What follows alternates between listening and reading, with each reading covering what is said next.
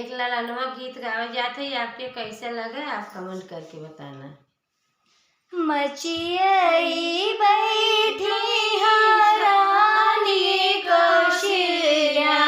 अरे रानी कौशल्या, मोतिया बरन चुवैया सुरे ललनवा, अरे मोतिया बरन चुवैया सुरे ललनवा, जिया राजा दशरथ मोरा केहू न स्वार्थ, केहू न स्वार्थ, जेकर राम कुंवर रे ललनवा, अरे जेकर राम कुंवर रे ललनवा, दुअरे से उठे राजा ही दशरथ, राजा हो दशरथ, झपटी बखरिया में जाई रे ललनवा, अरे झपटी बखरिया में जाई रे ललनवा, एक दिन झंक्यू रानी राम जन्मवा, अरे राम जन्मवा, अरे अब झंक्यू राम बिया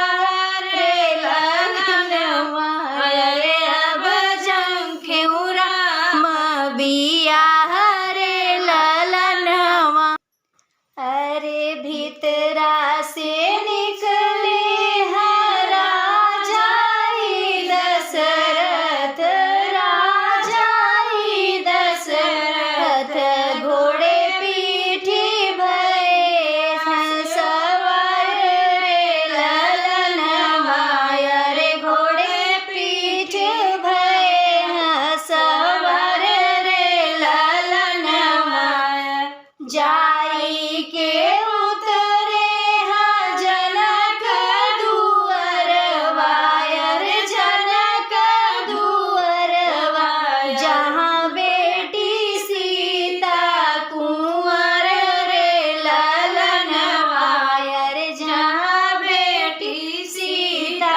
कुंवर रे ललनवा, बैठे कदी है राजा सोने का सिंहासन, सोने का सिंहासन, पौआ पखारन के थार रे ललनवा, अरे पौआ पखारन के थार रे ललनवा, अब राजा दशरथ पियल जुड़ बनिया, पियल जुड़ बनिया, कर कहीं अयोध्या के हाल रे ललनवा, अरे कहीं अयोध्या के हाल रे ललनवा, हमरी अयोध्या में खमी खुशहालिया,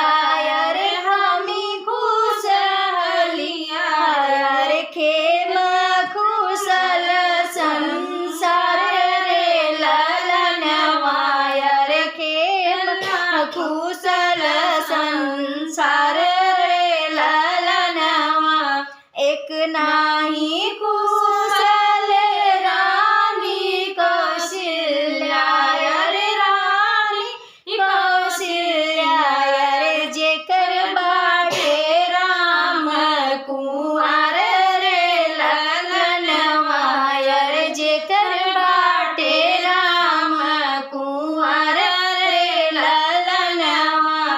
जाई द मोरे समधी माघ फागुनवा, अरे माघ फागुनवा, अरे आवई द जेठ बैसाख रे ललनवा, अरे आवई द जेठ बैसाख रे ललनवा, मोरे घरे बस रे